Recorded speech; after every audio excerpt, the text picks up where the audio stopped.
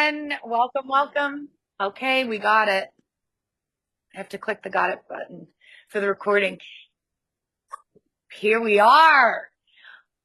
This is what's coming through in a lot of meditations this week for me. So I'm just going to say these words. They're right out of the book, sprinkled throughout. Fire, electric, launch, rocket, firing lines, on fire. Okay. There's just something coming through recently. I get on a kick. I'm still, an obsessive addict who gets on kicks. I just get on kicks with the big book.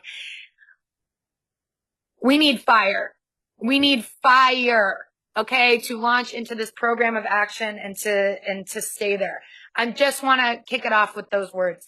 I was mucking up Vision for You recently. I dive into that chapter a lot, probably every few weeks with those that I work with.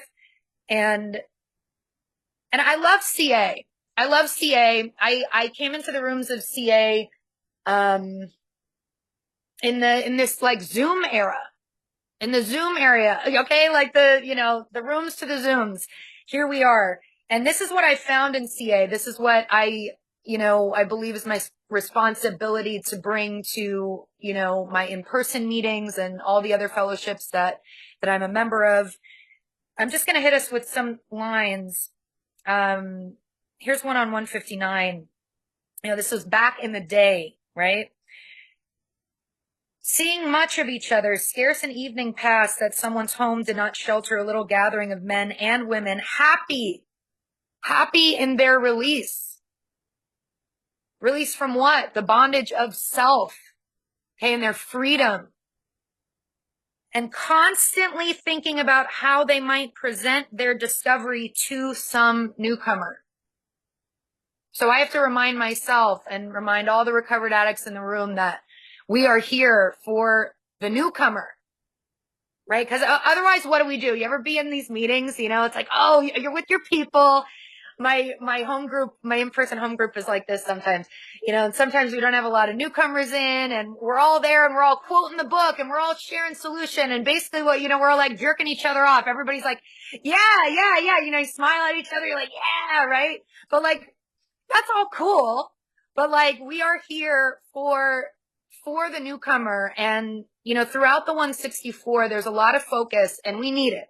There's a lot of focus on the effective conditions for one addict working with another. It's just all throughout there. And that extends, through my recovery, that extends, beyond, working with others in the rooms, right? It's working with others. That's the title of the chapter, all others. So I love to look at those do's and don'ts and those effective conditions for all relationships in my life. But in a Vision for You, we get the effective conditions for our meetings. And I've always found that. In CA. Top of 160. Okay. That they could be attended by anyone and everyone interested in a spiritual way of life, period. End of sentence. This is a place where new people might bring their problems. Many an addict who entered there came away with an answer. So we're here to provide the answers for our newcomers. It should be a stimulating and electric atmosphere. There's that word, electric. We should offer the practical approach to problems, absence of intolerance, informality, genuine democracy, uncanny understanding, Top of 161. People should leave elated by the thought of what they could now do for some stricken acquaintance and their family. Right? So we got to fire each other up for service here. I just want to hit that before I even qualify. And share my gratitude for the CA rooms because I've been welcomed and I've seen those effective conditions in our meetings. I know this is a long share, but there's a lot of other recovered addicts. Just through your energy here, help me with the electricity.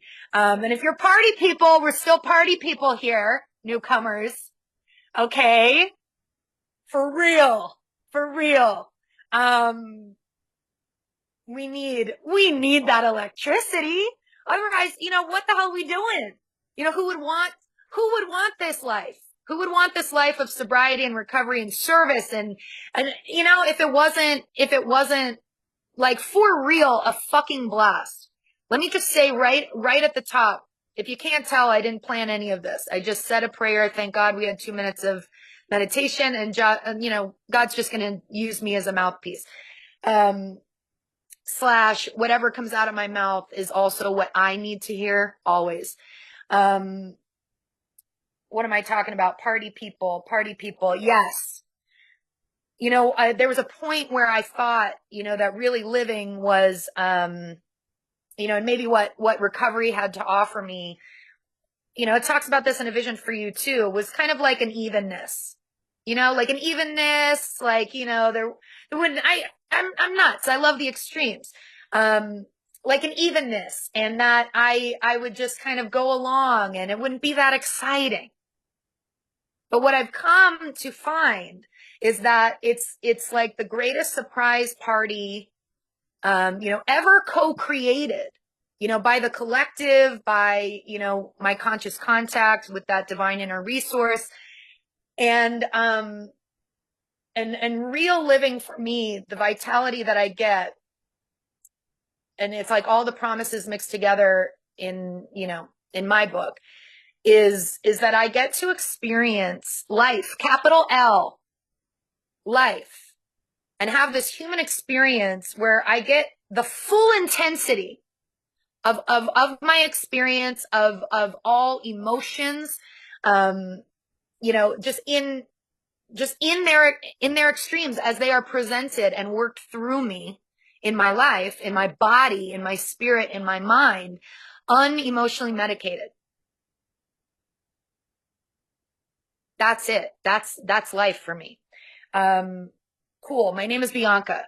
I am a gratefully recovered addict of the hopeless variety. I live free today, and only today. Only, I'm on a kick with the word only too. Only when I pick up this toolkit. That's the truth. Even today, December, where are we at? December 16th, 2023.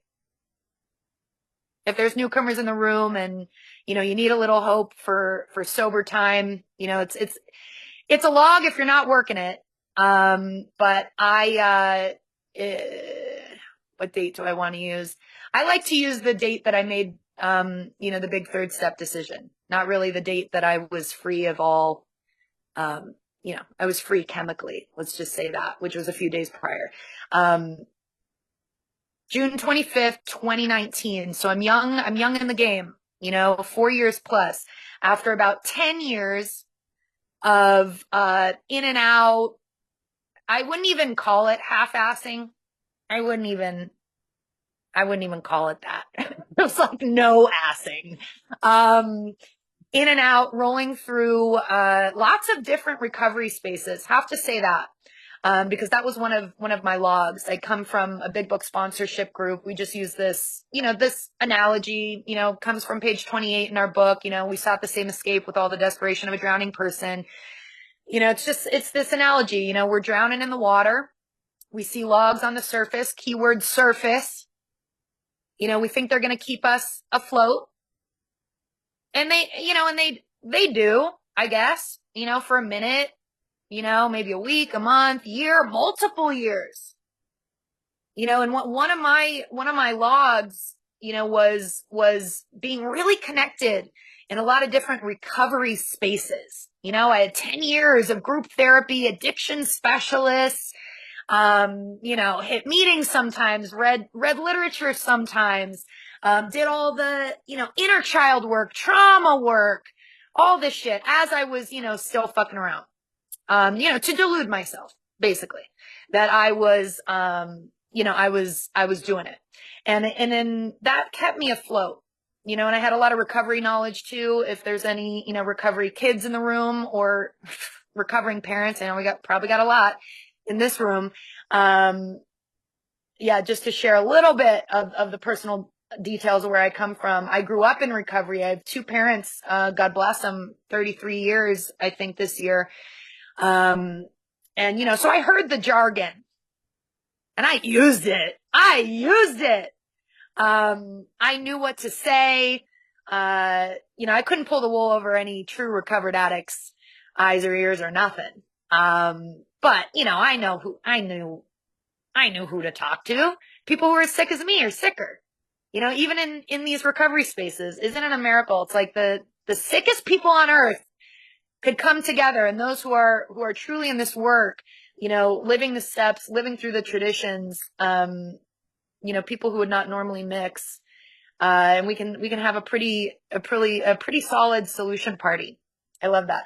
But yeah, I did. I rolled around in a lot of recovery spaces, and a lot of self-help, and it kept me afloat. But the whole thing about, grabbing these logs, including sobriety time, which is why I get a little squirrely around sharing my date. I only share it for, some newcomers, who, that might spark them to get going. All the recovery knowledge that I had was just going to keep me afloat. And I didn't really realize until I was, gasping. I'll just stick with the analogy, really gasping and fighting for my life, that I was still in the fucking water. Excuse me. Like, do we not want to get out of the water? Wild. So I clung on to logs for 10 years plus before, June 25th. So today I need, to live according to these principles. And I need to pick up these tools in various forms, daily. That's the only way that I live free. I used to, do my little intro and, formerly fucked, now free, and not really give the details of that. But I gotta be rigorously honest. I'm only free when I pick up the toolkit. I'm still beyond human aid. I'm on a little kick with the present tense too. I can't excuse myself from any sentence in this book. Like, without help, it is too much for us. Without help, it is too much for us. Always present tense. God commenced to do the things for us which we could never do by ourselves. Not the things that were tough in the beginning. Or, without help in my first 30 days, I needed God. No, I need God every day, all the time, every moment. And it's only by the grace of God that I'm alive and still on fire for this work. How does that happen? How does that happen? How do we go from, being in this position of, total and complete powerlessness to then living out a step 12 practice of wielding a power, a divine, cosmic, interdimensional, time-traveling power to carry a message to help others. That's wild. That's wild. And that's the steps. That's the journey from 1 to 12 and staying in that practice.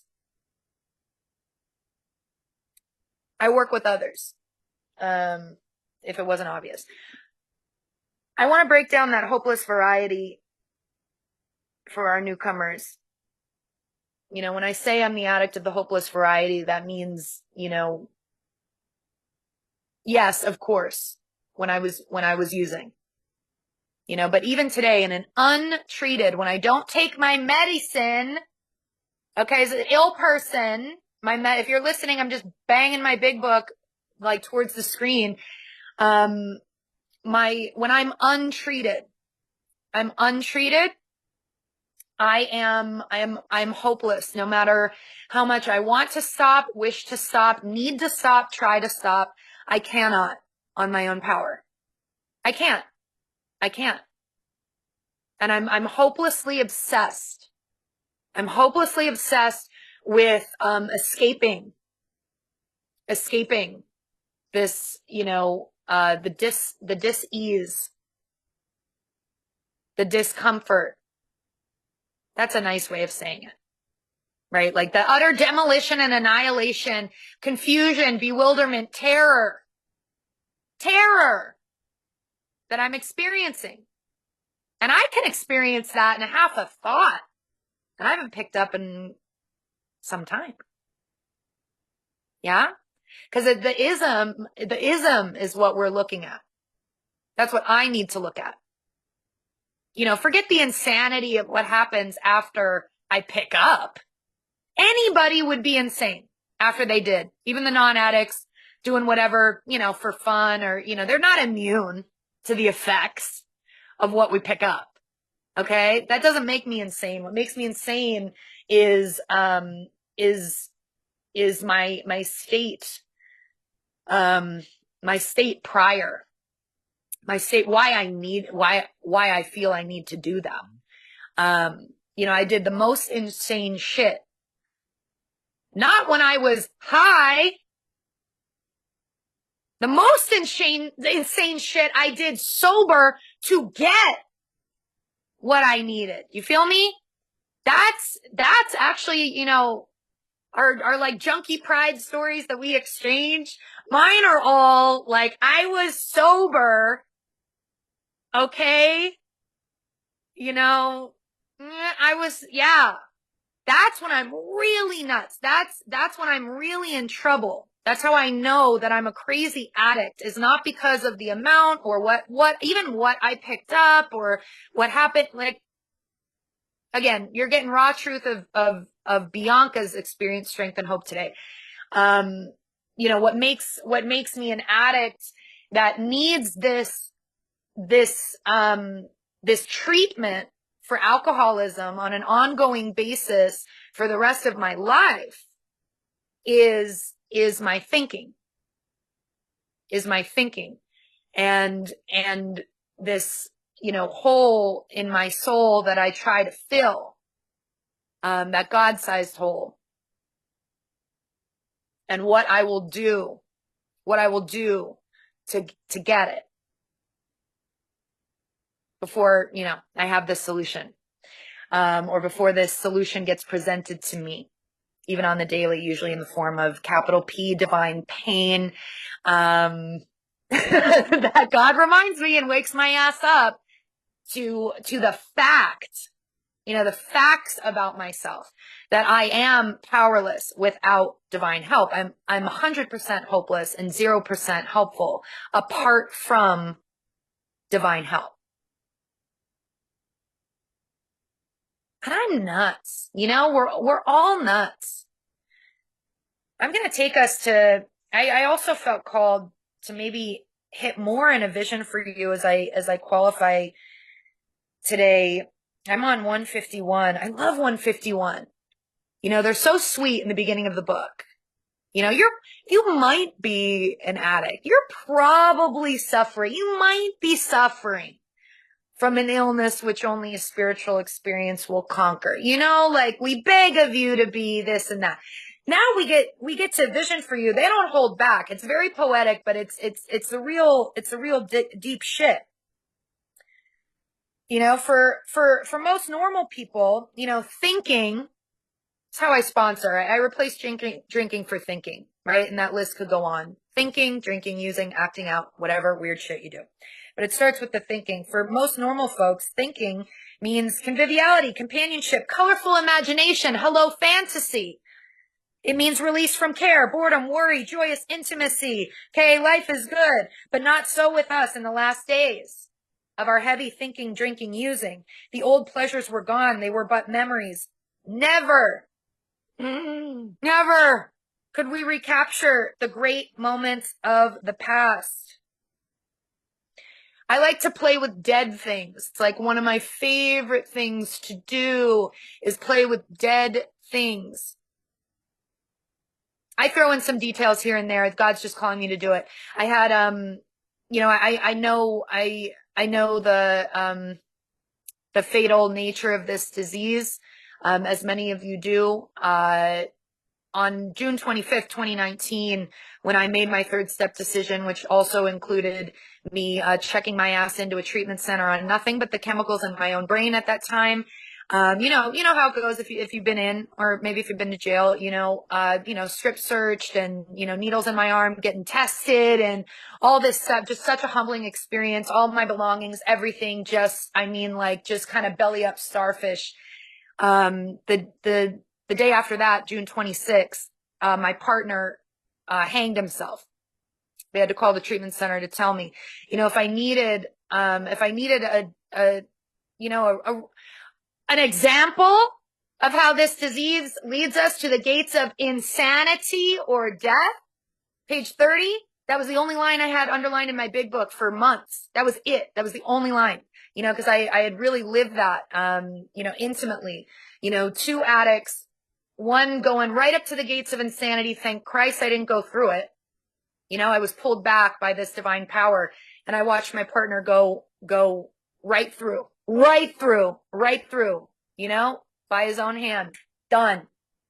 And I know the nature of this disease, and to bring some humor to it, the people in my life who really knew me, and they were serious, okay?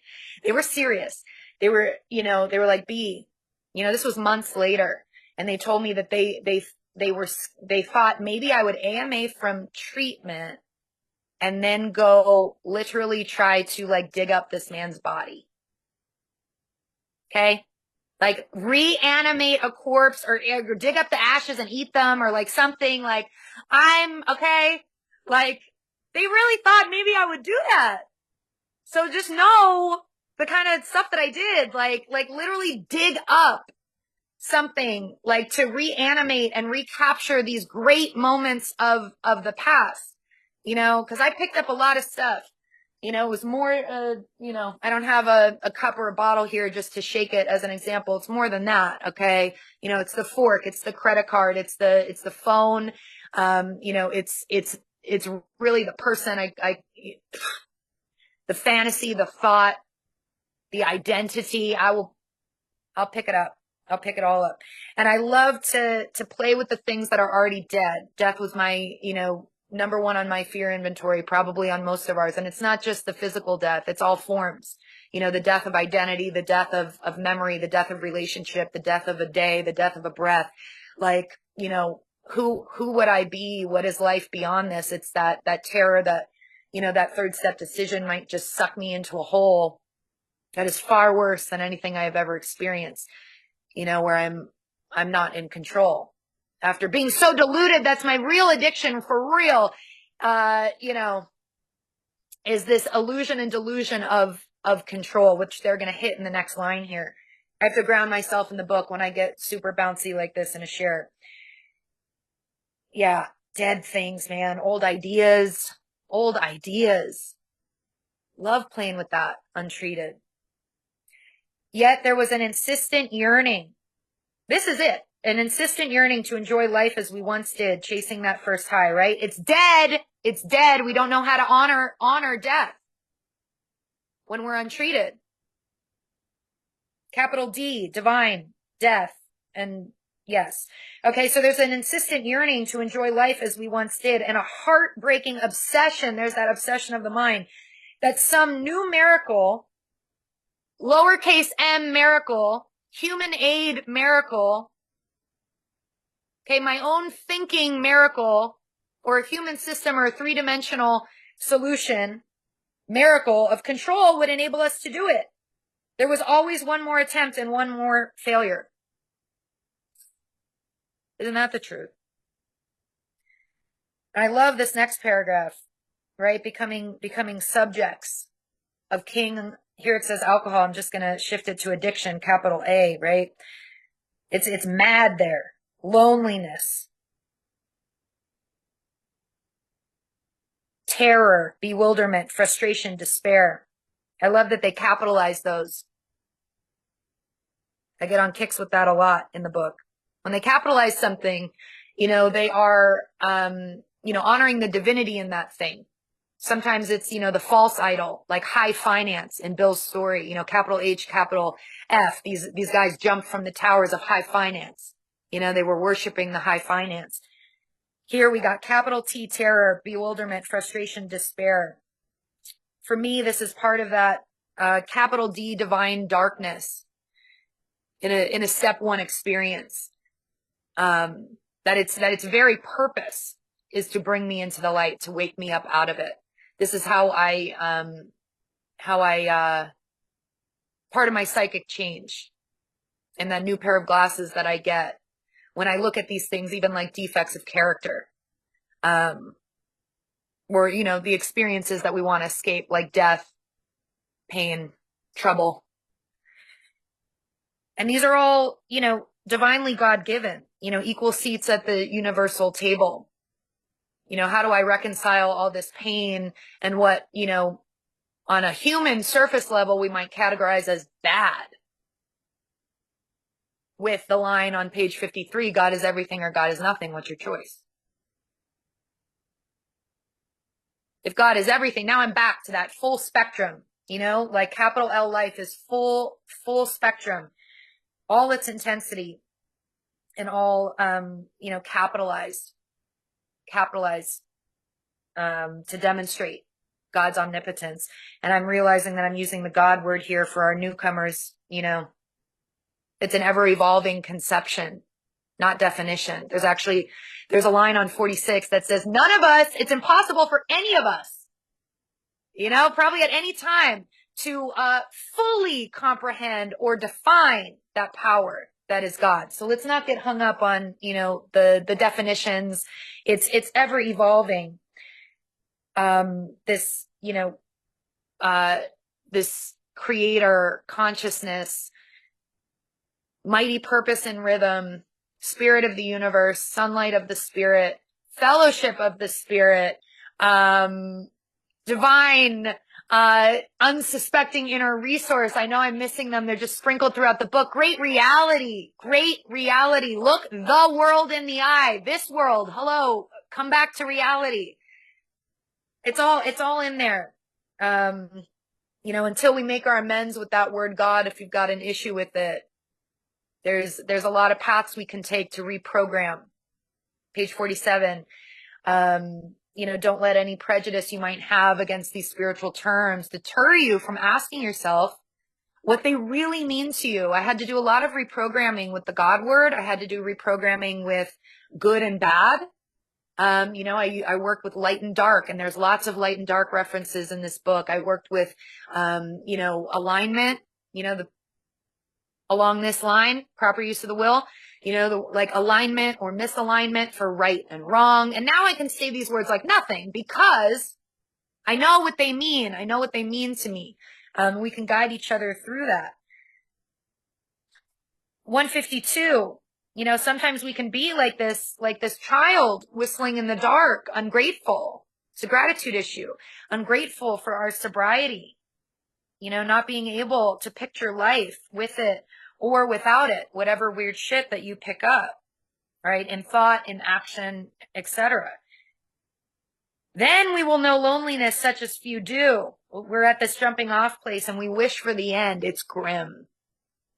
You know, we are doomed. We are doomed. We can't do it. It's another shift that happened for me. I used to roll around in these rooms. You ever been in these spaces? You can do it. You go, girl. You got this. We're proud of you. Yay. Claps for you. And how many days? And yay, you, right? That does something to me. That does something to those neural pathways that fucked me for so long in selfishness and in this delusion of control that I'm doing it. I had to get away from that, okay? And not really participate in that, because I learned for me, it didn't work. You know, if you're an addict like me, it might not work for you, okay? But yeah, this like, you can do it. Missing, you know, the how of it all. You know, the how and the why. The how we can do it, the why we can do it. Page 62, quit playing God. Right? I'm fired. God's hired. I only work for God. I have a new employer here. And the truth is I can't do it on my own power. So I had to get you know, God just led me as I was ready and seeking, you know, a leveled up solution and a reprogramming that I can't do this. And I can never forget that I can't do this. I need divine help. It's not even enough for me to concede to my innermost self that I'm an addict. I have to concede to my innermost self that I'm an addict beyond human aid. That's the B of the ABCs on page 60. It hits you right there, right? There's 2 points to that step 1 AB. And we get, our nod to step 2 in the C. Before I could turn anything over and have any effective practice, even daily today, right? Any effective practice of these steps in my life. Like those 3 things have to be so solid. I have to be convinced. So part of the psychic change, thank you, God, for bringing me back around and bouncing all over the place, is moving from this place of, I can't do it. I can't do it, to like, I can't do it. It's like the same fucking roller coaster ride. You want to go, you want to be like, white knuckling, terrified, shitting your pants, or like, hands up. Can't wait to see the fucking loop that's coming now. My eyes are wide open. It's the same ride. Okay. It's the same ride. I just, we gain access to this power that works through us, to give us this psychic change, because without the psychic change, there is little hope of my recovery. I'd argue no hope. That was my experience. I needed the psychic change, which was all about the thought life, the spirit life. Okay. Beyond the physical. Absolutely. We need to be cleared. I can't go through the whole book, but if you're new, clear it out. You got a better chance of understanding and accepting what we have to offer. But beyond that, we're not out of the woods. Okay. The hot flame, page 85, 10-step promises, description of the recovered addict, cause that obsession to use certain things gets removed when you're in this work for real. It gets removed, and yet I still need a 10-step practice. Oh, why is that? My hot flames become, it's that are just sizzling, waiting to burn my ass and wreck my life. It's my defects of character. That's really my issue. That's the hot flame. Okay. That I need to recoil. When I'm seldom interested. It doesn't say never, right? Wouldn't that be a great promise? Seldom, of course we're going to be fucking interested. Okay. So I need to recoil. So I got to stay in that practice. Maybe is that where God wants me to go? Maybe we go there. Let's go to 84, 85. I'm just rolling with it. Y'all are troopers. Hopefully we could break it down a little bit more in the Q&A after this. Just trust God, man. Trust God, clean house, help others. 84, 85, cause I can make a case for, a full 12-step practice within a 10-step practice. Okay. So we take personal inventory, y'all. These are the steps we took, not the steps we read and thought about and talked about and told others we were kind of doing or thought didn't work because we read them on a wall one time. And you know what I'm saying? We take these steps. It's action. We take personal inventory and continue to set right, or in alignment with spiritual principles / God, any new mistakes as we go along. We vigorously with fire, again, I'm trying to bring that fire back, commence this way of living as we cleaned up the past. Can't hit that line without doing a little sponsorship, experience, strength, and hope, and never hold up my sponsees on step 9 here, because this is what it says. It says, as we cleaned up the past, we vigorously commenced this way of life. This way of life to me means a 10, 11, 12 practice, to get clarity and connection on how to make certain amends, more effectively. Absolutely, we get started, but we gotta get into this practice. Can't hold them up. We have entered the world of the spirit. Our next function, that's at any time, any moment, is to grow in understanding and effectiveness. This is not an overnight matter. It should continue for our lifetime. You know, there's no, I finished the steps. I completed the steps. I always wince when I hear that. You know why? Because if you spot it, you got it. I used to say that shit. I used to say that shit. So I'm always like, oh, ooh, oh, you know, when I hear it. Another one I used to say all the time, oh God, progress, not perfection, out of context. Ooh, cringe today, you know? Cringe. Loved using that. Step one as an excuse. My favorite thing. Did it for 10 years. Of course I am an addict. What else do you expect from me? What more can I expect from myself? You know? I think I need like a cookie or a medal for going 5 minutes without destroying my life. Progress, not perfection, right? Am I right, guys? You know, and then I had those other sickos going, yay, Bianca, 5 hour, yay. No, okay. Holy hell, I'm really letting it rip today. If I knew I could on outright mental defectives, knew I could let it rip here. All right. So, yeah, this is not an overnight matter. It should continue. It should continue for our lifetime. Page 275, I'm not going to go there, but if you're a book nerd, 275 is a great passage, you know, about continuing this work and never outgrowing. So we continue to watch. It's an awakening word. Watch for selfishness. Oh my God, so self-centered. So self-centered. Both my ego shot through the fucking roof. I'm hot shit. You're going to be thinking about me in 20 years with your goddamn wife. Okay? And the arrogance of my self-loathing. I'm a piece of shit. I'm lower than dirt. I'm inherently defective on a soul level. Bing, bing, bing, bing, bing, bing, bing. Ping-ponging all selfishness. And I am at the center of everything. At the center of everything. My dishonesty in all its forms. Oh my God, performance, manipulation, you know, self-delusion. I could go on, but I won't. I'm looking at the time. You know, my resentment, number one offender. It's not the bottle or the line or the needle or, again, the binge or the homicidal abusive partner or the STD or the whatever that kills us. It's the selfishness and it's the resentment, because that's what happens up here in my thinking before I pick up the first.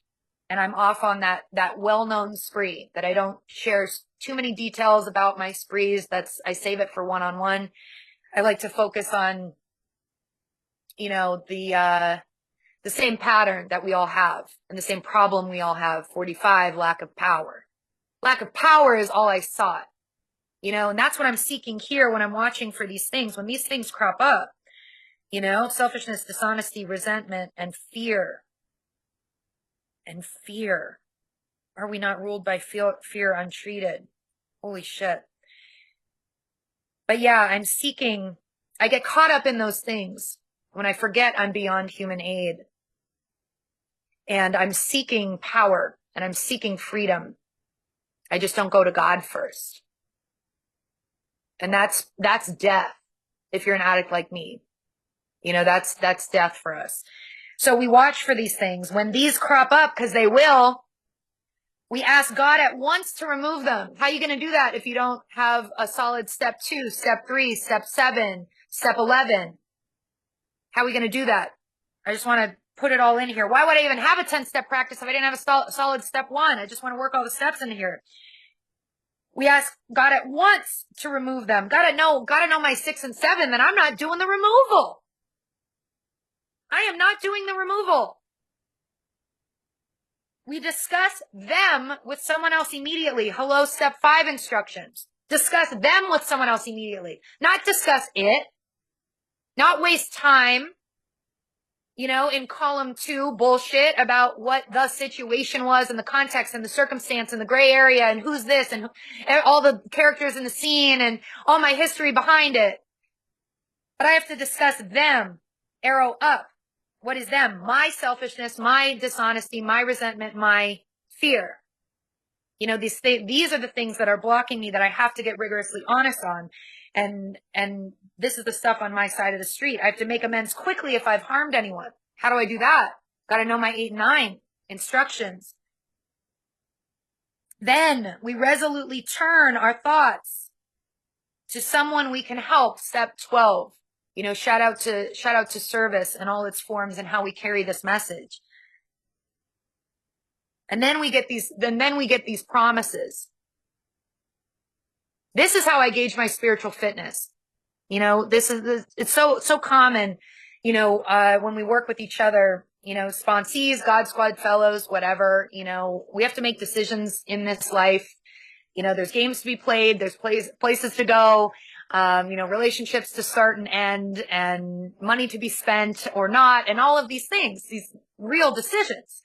You know, how do we know? We got one big decision to make, that's step 3, you know, and then we have to invite God in and invite these principles in to determine which course to take in these other decisions. And, you know, go or stay away. That's page 102. You know, go or stay away, do it or don't do it, whatever's best. But be sure you're on solid spiritual ground before you go, you know, and that your motives are aligned. So the way that I check my spiritual fitness and, you know, and decision making or whatever is, you know, how am I holding up? How's my experience holding up against these step 10 promises? In my sponsorship crew, we usually put these out as the description of the recovered addict. We have ceased fighting anything or anyone. Anyone a fighter? There's a big 12-step journey is a big, you know, it's the journey from fight to flow for me. We have ceased fighting anything or anyone, for by this time, sanity will have returned. So throwback to step 2, you know, where we had the belief, now it's actually a lived experience. We will seldom be interested. There we go. Seldom, not never. In whatever you pick up. And if tempted, we recoil from it as from a hot flame. You know, my chronic relapsers, or, you know, as you might describe yourself, old idea, but, you know, if you find yourself, you know, falling short of the ideal, and, you know, check your 10-step practice. If you have the full toolkit, you know, and you got it, it was delivered to you and passed on to you, check your 10-step practice, you know, because that's a real simple one. Didn't recoil from the hot flame. I love that as a like diagnostic tool. Know your promises and know what steps they're connected to. You know, like what am I not experiencing? What is this fellow that I'm working with not experiencing? You know, especially like, let's get through the toolkit fast so we can just talk in, you know, in the context of the steps. And we don't have to get into the details of me being the arbiter of, you know, telling you what to do, what lectures to be, you know, you got no lectures to be endured. That's not my job as a sponsor. You know, our job is to outline the program of action, to share my experience, and to turn each other back to these instructions and back to God, to actually truly empower, capital P in the middle of that word, truly empower each other. Oh my God, I just keep wanting to bounce around, but let's finish this off with the promises of step 10. You know, we recoil as from a hot flame. We react sanely and normally. We will find how, through our experience, anytime it says like find, discover, learn, it's always through my own experience. I've heard a lot of good stories, a lot of great shares, but you don't know until you know. Isn't that wild? So I find that this happens automatically. Right? If I'm in a practice following the clear-cut directions here, it happens automatically. I will wake up, I will see that my new attitude has been given to me. I didn't figure it out. Given to me without any thought or effort on our part. Are we putting a lot of thought and effort into something? Check your 10th step. It just comes. That is the miracle of it. We are not fighting it. Neither are we avoiding temptation, because we know that doesn't work. Page 101, not going to work. We feel as though we had been placed in a position, been placed in a position of neutrality, safe and protected. We have not even sworn off. We know that cycle. I quit. I'm done forever. I'm never. Yeah, right. Okay. You come to this point, you don't even have to swear off. Instead, the problem, lack of power has been removed. It does not exist for us. We are neither cocky nor are we afraid. Am I feeling ego through the roof or piece of shit in the dirt? Check 10th step. Like, that is our experience. That is how we react so long as we keep in fit spiritual condition. That's how we react. I don't know where I'm at with time because the timer went away. Maybe I'll end with, you got like 6-7 minutes. Oh, brilliant. Okay. I love it. Oh my God. I'm just having fun today. I'm just having fun. Page 59. Okay. Step 1. Today. Okay. I have to admit, concede to my innermost self. Let's just check each other. These are yeses and nos. If you have the toolkit, if you don't have the toolkit, get with a recovered addict. There's a lot of people on fire for this solution. I'm sure in this room today, they're going to get this toolkit into your hands, into your hearts very quickly. Okay. So you could just get a grip enough to pass it on to someone else and have the real experience. Okay. I have a full 12-step program. So I admit today that I am an addict beyond human aid. Okay, that on my own, my life is totally unmanageable. Without help, it is too much for me. I'm in this ever-evolving journey of step 2 with my agnosticism even today. That this power greater than me can restore me to sanity. I made a decision to turn my will and my life over to the care of God, which includes divine timing for my impatient party people. Placing the time demands. I could give a whole hour talk on just divine timing and the place of that in my program. The care of God includes divine timing, right? This power as we understand or experience this power. That's all things. Page 14. Turn all things over to the Father of light. Not just the bottle or the this or the that or whatever. All things.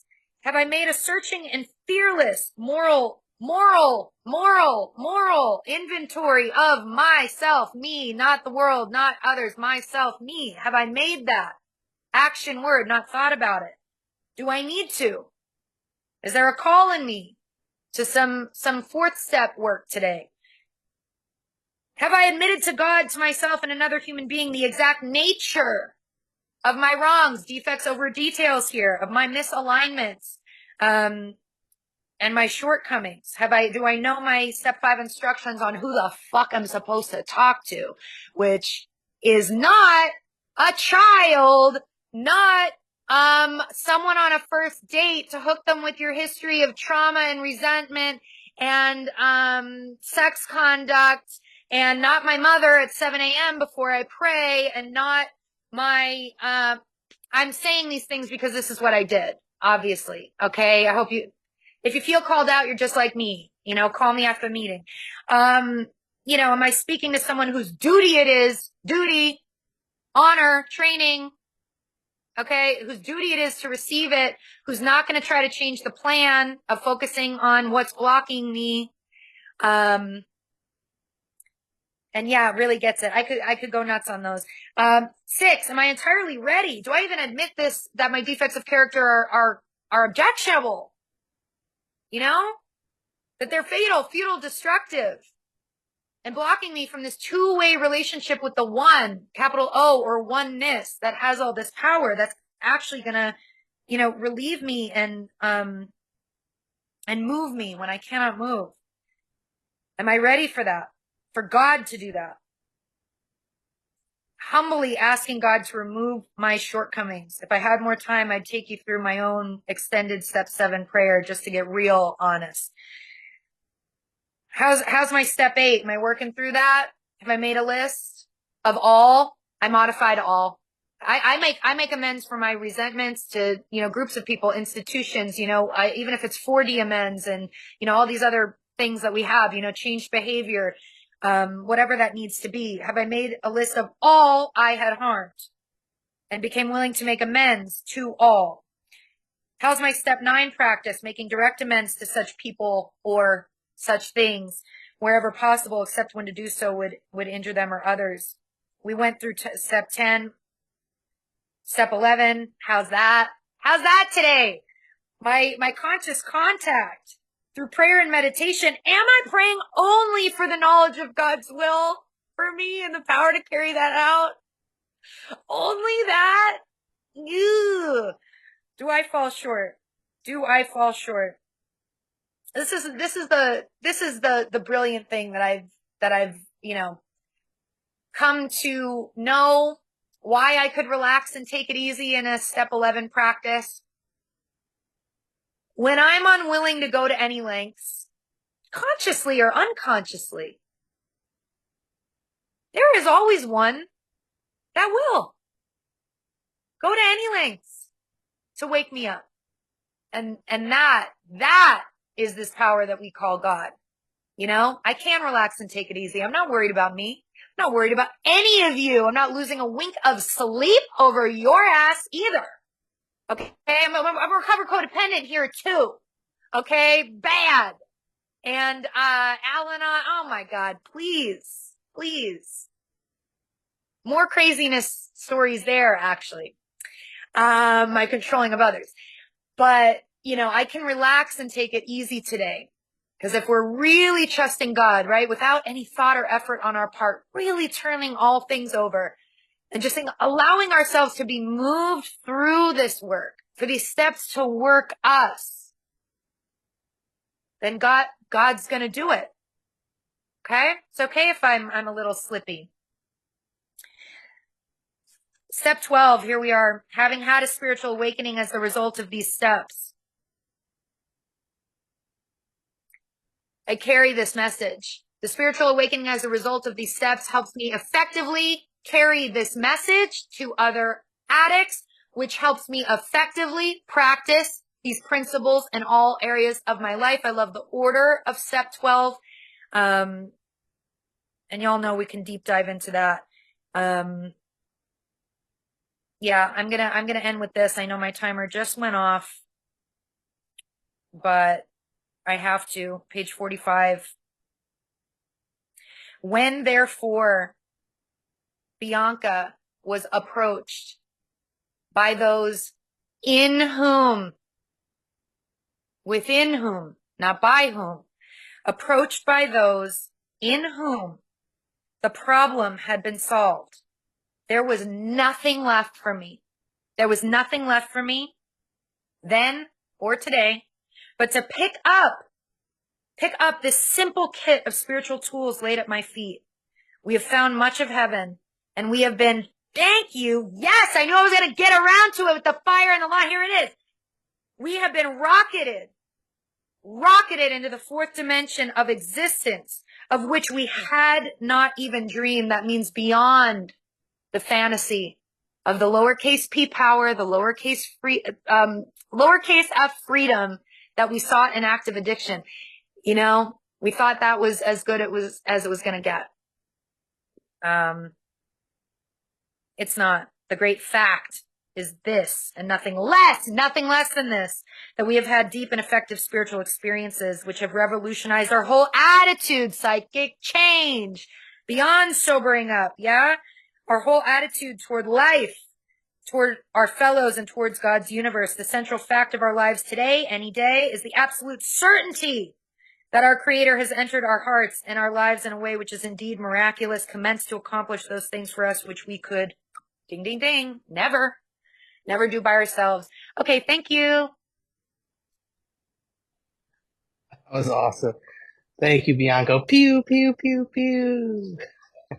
Oh, let me turn off the recording.